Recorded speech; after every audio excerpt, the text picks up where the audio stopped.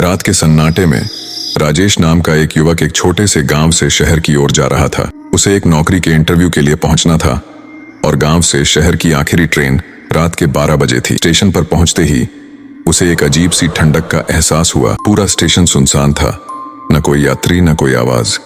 घड़ी की टिक टिक और हल्की हवा की सरसराहट के सिवाय सब कुछ खामोश था। राजेश ट्रेन का इंतजार कर ही रहा था कि अचानक धुंध में लिपटी एक पुरानी ट्रेन प्लेटफॉर्म पर आकर रुकी। ट्रेन की हालत खस्ता हाल थी।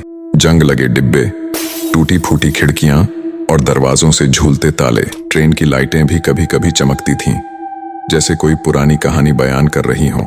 ट्रेन में कदम रखते ही राजेश को लगा जैसे ट्रेन किसी पुरानी काली दुनिया में जा रही है। डिब्बों में कोई यात्री नहीं था, सिर्फ धुंध और अजीब आवाजें। अचानक एक डिब्बे में बैठे हुए उसे महसूस हुआ जैसे कोई उसकी बगल में बैठा हो। जब उसने मुड़कर देखा तो एक साया उसकी ओर बढ़ रहा था। उसके हाथ पैर कांपने लगे और उसने दूसरी सीट पर छलांग लगाई।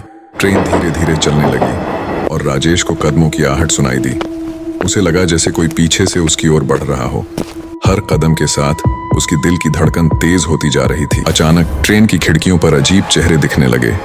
सफेद आंखें, बिना मुंह के चेहरे और खून से लथपथ हाथ। राजेश हिम्मत करके आगे बढ़ा, लेकिन जैसे ही उसने एक और डिब्बे का दरवाजा खोला, उसने देखा कि वहां उसका बचपन का दोस्त रवि बैठा था, जिसे सालों पहले इसी ट्रेन में मरने की खबर आई थी। रवि की आंखें काली और शरीर बेजान दिख रहा था। वो बोला, तू यहाँ क्यों आया?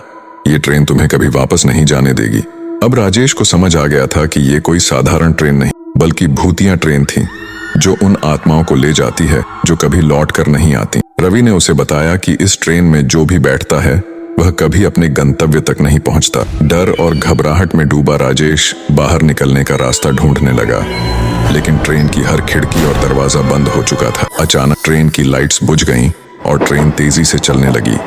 राजेश चीखते हुए दरवाजे की तरफ भागा, लेकिन जैसे ही उसने दरवाजा खोला, उसने देखा कि ट्रेन हवा में थी, पटरियां गायब हो चुकी थीं और वो एक अनंत अंधकार में समा रहा था। अगले दिन गांव के लोगों को पता चला कि वो ट्रेन कभी स्टेशन पर नहीं रुकी थी। राजेश और उसके जैसे कई लोग जो उस ट्रेन में चढ़े थे फिर कभी नहीं देखे गए।